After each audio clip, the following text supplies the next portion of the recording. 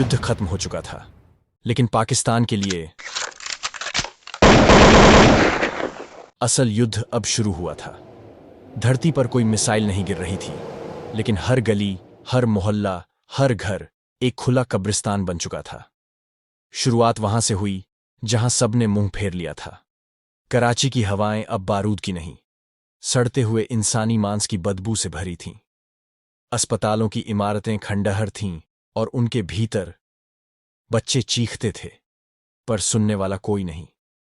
लाहौर की गलियों में एक मां अपनी 3 साल की बच्ची की लाश को 2 दिन तक गोद में लिए बैठी रही, क्योंकि दफनाने के लिए जमीन नहीं बची थी।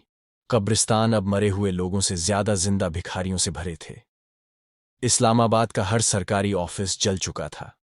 अब वहां चूहों का राज था।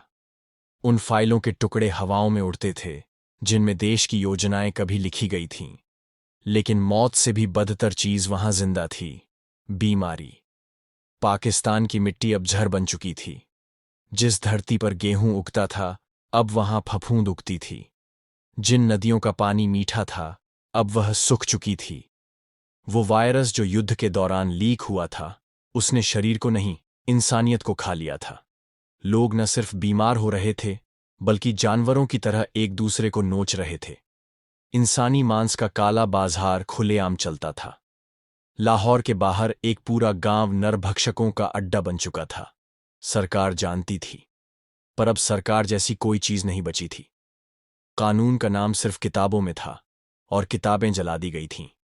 जो बचा था, वह था अंधकार। स्कूलों को ताले लग चुके थे, लेकिन मदरसे अब हथियार रखने के गुप्त गोदाम बन चुके थे। बच्चे वहां कुरान नहीं, जिहाद सीखते थे।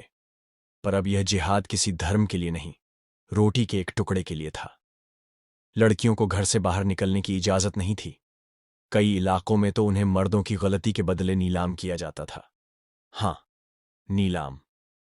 एक जगह खैबर पख्तूनख्वा में 5 साल की एक बच्ची को सिर्फ इसीलिए जिंदा जला दिया गया क्योंकि उसके पिता सेना में थे। औरतें अब जिंदा थीं, लेकिन इंसान नहीं थीं।